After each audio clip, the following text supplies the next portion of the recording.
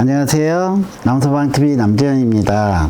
제가 오늘은 뱃살도 얘기하지만 만병의 근원인 이 스트레스를 어떻게 해소하고 극복할지 한번 얘기를 해드려 볼게요. 만병의 근원이 스트레스라고는 많이 들어봤죠. 맞는 말이에요. 사실은 저도 다른 데 가서 강연도 하고 책도 쓰고 하는데 제 머릿속에 있어서의 가장 핵심적인 문제는 우리한테 일어나는 스트레스라고 저는 생각을 하고 있어요.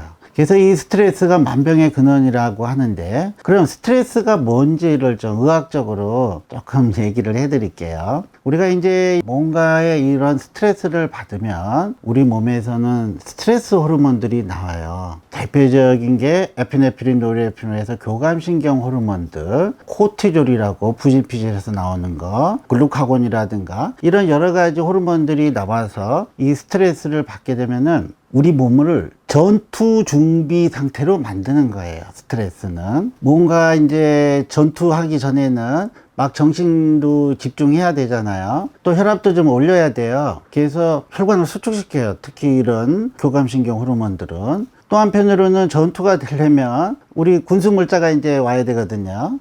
그 군수물자를 준비를 해요. 그래서 혈당을 높여요. 포도당 신생성을 막 일으켜요. 우리 당뇨 환자들 당 조절 안 될 때 오는 많은 원인이 스트레스와 관련이 있어요. 극심한 스트레스를 받음으로 해서 당뇨가 악화되기도 하는 경우가 많이 있습니다. 병원만 입원하면 혈당이 뚝 떨어져요. 스트레스가 없어져서. 그럴 정도로 이 스트레스 호르몬은 혈당을 왕창 올리는 작용을 하죠. 또 한편으로는 또 군수물자를 비축해야 되잖아요. 그러니까 지방을 막 합성을 해요. 그래서 뱃살도 나온다. 또 막 식욕이 땡겨요. 어떤 사람들은 그래서 이 스트레스를 막 먹는 걸로 해소하는 사람들도 있어요. 왜냐하면 식욕이 땡겨요. 그게 우리 몸의 생리적인 반응이에요. 전투 준비를 하기 위한 군수물자 비축이거든요. 바로 이게 스트레스예요. 그래서 이 스트레스를 이렇게 받게 되면 이제 전쟁 준비를 하니까 면역 기능은 또 떨어져요.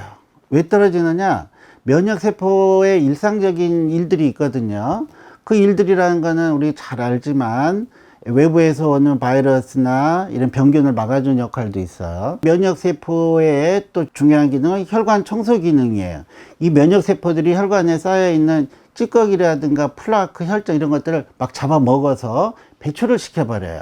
우리 몸은 60조의 세포로 되어 있거든요. 하루에도 수천 개의 세포가 재생이 되면서 돌연변이가 와요. 그게 바로 암세포거든요. 이 암세포를 우리 면역세포가 또 잡아먹어요. 근데 이런 스트레스 상황이 되면 이런 일상적인 우리 면역세포의 활동이 또 위축이 돼요. 전투 준비를 또 해야 되니까요. 그래서 면역 기능이 떨어지는 걸로 되어 있어요. 스트레스를 받아가지고 진짜 머리에 수건 싸매가지고 한 달만 누워 있잖아요. 진짜 잘못하면 푹 맞습니다. 엄청난 스트레스를 받으면 암도 많이 생기는 걸로 되어 있어요. 저 의학계에서 해줄 게 없다 수술했는데 재발도 되고 뭐 하고, 그래서 이제 편안하게 지내시라 해가지고 이분이 산에 들어가서 진짜 편안하게 2, 3년 지내다 보면은요, 암세포가 더 이상 진행도 안 하고 막 없어지는 사람도 있어요. 저는 있을 수도 있다고 봐요. 그게 다 면역 기능이 좋아졌기 때문에 그런 거거든요. 자, 그래서 이 스트레스를 우리가 해소를 해야 되는데 안 받고는 못 살아요. 사는 것 자체가 스트레스거든요. 우리의 일상이라는 거는 스트레스의 연속이기 때문에 그 스트레스를 피해서 산속에서만 살 수는 없어요. 뭐 그러신 분들도 있기는 있지만 많은 분들은 이 스트레스 속에서 살고 있는 거거든요. 다만 이거를 풀어주는 게 제일 중요하겠죠. 스트레스를 푸는 가장 손쉽고도 우리가 할 수 있는 게 뭐냐? 운동입니다. 이 스트레스에 반대되는 호르몬이 뭐냐 하면요, 엔돌핀이에요. 이 엔돌핀은 굉장히 기분이 좋아요. 몰핀의 일종이에요. 그래서 어떤 분들은 이 엔돌핀이 운동할 때 많이 나오니까 이 기분 좋은 이 엔돌핀의 그 분비를 위해서 운동 중독증이 되는 사람도 있어요. 막 하루에도 막 3시간, 4시간, 5시간씩 운동을 해버려요. 근데 사실은 그렇게 무리한 운동은 몸의 일종의 노동이에요.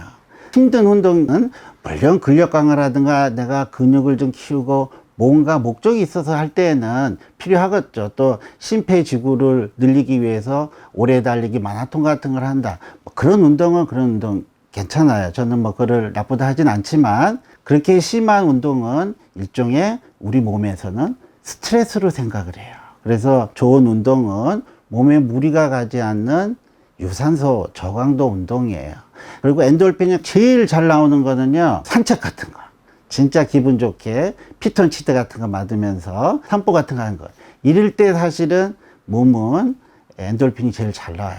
물론 그렇게 하는 운동은 살 빼는 거와는 별로 관계는 없습니다. 오늘의 키포인트는 살 빼는 데가 문제가 아니라 스트레스를 해소하는 게 더 키포인트거든요. 릴렉스 된 상태에서 기분 좋게 하는 이런 운동을 할 때 엔돌핀이 참 많이 나온대요. 그래서 스트레스를 풀기 위해서 고강도의 엄청나게 힘든 막 전력 질주를 하고 막 노조기 이런 거는 그 나름대로 다른 목적이 있어서 하시는 건 관계없지만 스트레스 푸는 데는 별로 도움이 되지는 않는다. 평온한 상태에서 엔돌핀이 나오거든요. 근데 이런 운동에서 나오는 엔돌핀보다 더 많이 나오는 게 있대요. 그거는 바로 웃을 때래요. 근데 매일마다 웃기지도 않는데 웃고 살 수는 없는데요. 평온한 또 느긋한 마음을 가지고 음악도 좀 듣고 또 텔레비 같은 것도 이렇게 힐링이 되는 프로들이 있어요. 얼마 전에 유럽에서 어떤 방송에서는 맨 기차만 타고 또는 맨 마차만 타고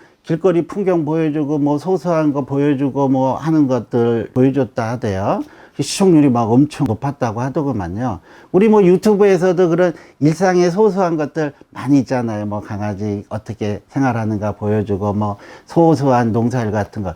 이런 게 이제 참 힐링되는 프로거든요. 저도 사실은 이런 프로들을 굉장히 좋아해요. 집에 시간이 나서 있으면요. 다큐멘터리라든가 고향 밥상 찾는 거, 여행하는 거 이런 프로그램 가만히 그냥 이렇게 봐요. 예능 프로의 마지막 끝은 사실은 고요한 힐링 프로그램이라 하더구만요. 젊을 때는 영화 같은 것도 이렇게 영화라는 게 기승전결해가지고 갈등이 쫙 폭발해가지고 이제 해소되고 이러는 거. 이제 그런 것들이 보기 싫어요. 그냥 대강 처음에 봤다가 마지막 돌려가지고 요즘 VOD를 보니까 끝부분에 해피엔딩 되는 거 엄청 좋아해요. 끝이 언제나 평화롭게 마감되는 거.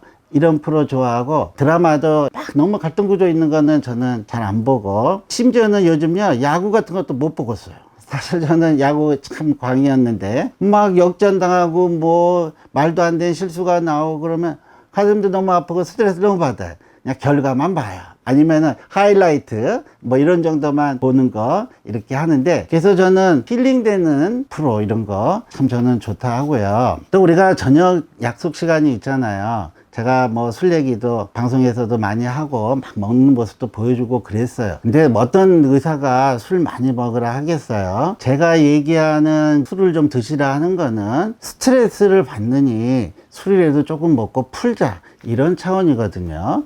우리 몸은 이 독주는 안 좋아요. 저도 독주는 싫어하고 소주 같은 것도 맥주 좀 타서 한 10도에서 12도 와인이라든가 정종이라든가 이런 정도 위에 부담이 안 가는 위는 한 10도 12도 알코올은 전혀 부담이 없어요. 흡수도 잘 된다 하고 그래서 저는 이렇게 앉자마자 우리 옛날 조상 어른들 식사하기 전에 막걸리 한 사발 먹고 하듯이 이런 술 정도로 해서 기분 좋게 마시고 또 덕담 같은 거 하고 재밌는 얘기 좀 하고 하는 이런 술자리 저는 권장해요. 좋은 모임 자리, 좋은 사람들 만나서 술 좀 가볍게 먹는 거 좋아해요. 대신에 저도 역시 마찬가지지만 저 늦게까지 안 먹습니다.